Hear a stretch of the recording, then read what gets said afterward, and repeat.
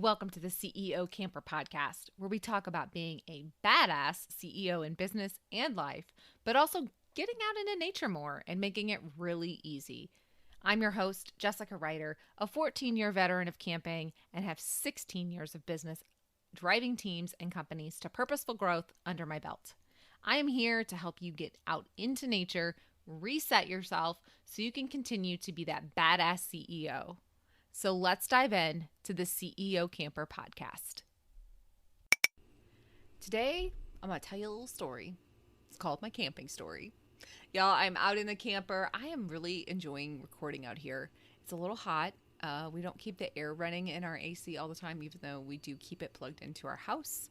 But other than that, there's a great little breeze in St. Louis today. So I am really enjoying being out in the camper and recording these.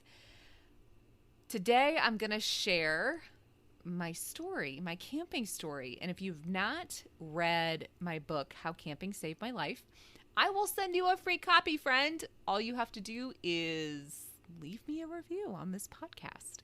And I will get in touch with you, and I will get your mailing address, and I will send you a free copy of my book. It is a short read. I'm telling you, you will enjoy it because I write like I speak. And my editor had a really fun time editing my book and making it sound like a book and not just Jessica speaking on paper. So anyway, leave a review. I know it's a shameless plug, but please leave a review, and it helps more people like you find this podcast. And then I am happy to share a free book with you. But today I will share a little bit of my camping story with you. It all started way back when. No, it all started, honestly, when Rusty and I got married in 2007. Prior to that, growing up, I didn't really do any camping. I did a little bit when I was younger, you know, the 5, 6, 7 year, 8-year-old tent camping, that kind of thing with Dad. Growing up, I lived kind of two different worlds. My real dad, my parents are divorced, so my real dad is a blue collar. We rode dune buggies, 4-wheelers, you know, all that kind of stuff. And then my mom and my stepdad is very white collar, and we didn't do a whole lot of that. If we went on vacation, we stayed in a hotel. We never camped. We never did really anything like that. So I lived that dichotomy. I lived two different worlds. So I had a little bit of experience camping, but not a ton. Now, Rusty grew up an avid outdoorsman, and he has stories of sleeping in the back of a truck with a camper shell, I think. His family had like a 1985 Coleman pop-up. That's what they camped in. No AC, I don't think. No bathroom, I don't think. Like, he shared the bed with his dad, and his mom and his two sisters shared the other bed. Like, it was like, guys, that's roughing it to me. But that's how he grew up. So when we got married, you know, we're at Target back then registering, and he's got a gun and I got a gun. If you've ever been wedding registry, doing the thing, we're in the aisle, and he's like, okay, I'm going to go over here to the outdoor aisle. And I'm like, why are we going over there? And he's like clicking tents, and he's clicking all this stuff. And I'm like, why in the hell are you registering for a tent? Nobody is going to buy us a tent. Well, sure as shit, somebody bought us a damn tent. And so we did the Target tent thing for like 3 or 4 years. We did that. And then people were telling us, get a camper. And we are stubborn, and we didn't want to pay personal property tax. So in the state of Missouri, you know, anything that you have outside of your home, I mean, you pay real estate tax on your home, but you pay personal property tax on it, right? So we did not want to have that added expense. So we were like, nope, we need a new tent. We are just going to get a bigger tent. So we went to Cabela's, and most of you don't know my husband, but the way he rolls is he goes big once, bites the bullet on the cost, and then we have it for a while. Well, we went very, very big on the tent that we bought. We bought a 27-foot long tent. You could sleep 20 people easily in this tent. It was one big room. I had no idea why we were getting this thing, but that's what he wanted. And lo and behold, we got home and tried to put that tent in the bed of our 2005 Dodge Ram, along with all of our camping stuff, and it wouldn't fit. We didn't have enough space in the bed of our truck to haul our tent and all of our gear. Because at that point, I had created an entire tote system that had all of the stuff for camping completely like separate set of everything from our house. So, I mean, I had like 6 different bins of stuff and it all wouldn't fit in the bed of the truck with a tent. The tent was huge. So we had to buy a utility trailer, and we pay personal property tax on that utility trailer. It's fun times, great decisions made. But we had that 27-foot long tent again for 3 or 4 years. And what we found is we just weren't going as much as we'd like to go because it's a pain in the ass to put a 27-foot tent up. Like, these aren't poles that click together and you just, slide into the sleeves and you put it up. No.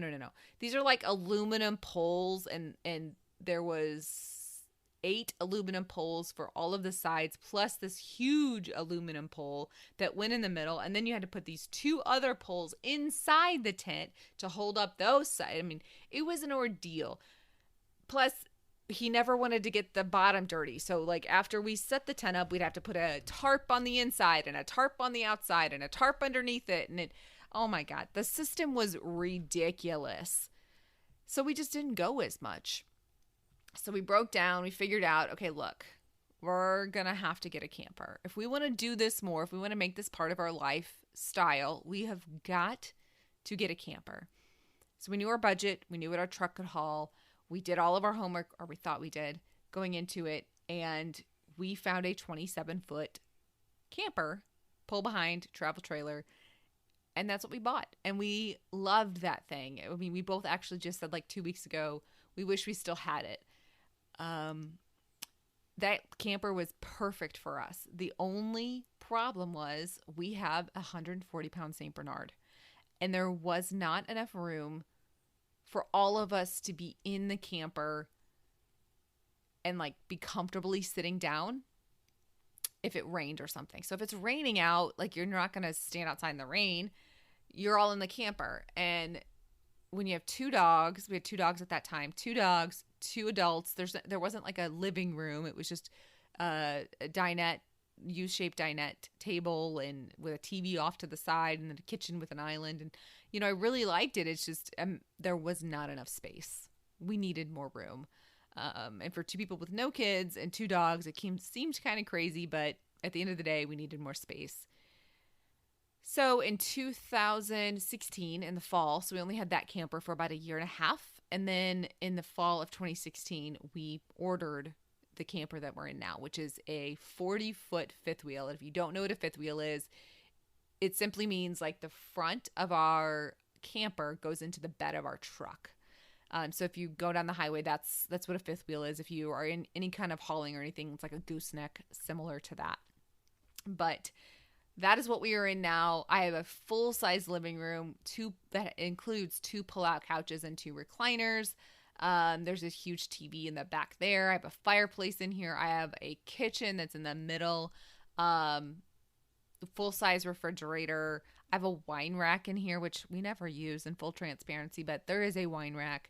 We have a full bathroom, which we had in the other camper, but this one's a little bit bigger. And then we have a full-size bedroom with a king-size bed. So this is definitely an upgrade. When we are rolling down the highway between our truck and our camper, we are as long as a semi. I think we're maybe 2 feet short, but we are pretty much as long as a semi. I think we're 63 feet long. So we are big when we come down the highway. We are big trying to change lanes and get into campgrounds, camping spots, and things like that. But that is what we camp in. That's kind of our story from tent days up through campers. And obviously now we're on our second camper. We'll probably be in this one for a hot minute. Again, we've had it since the fall of 2016. And, as crazy as the RV market is out there today, we are just kind of like, you know what? this one serves us just fine. We'll be in this one for a bit. If I want to upgrade anything, the beauty of most of the things within an RV is like your furniture and stuff. Everything just comes apart and goes out the door. So it's not like you have to take the whole RV apart to get the couch out. No, you just take the couch apart and then you take it out the front door. So if I want to change anything, if I want to paint anything, I mean, I just pull it down, paint it, and put it back up. So that is a little bit about what we've been camping in.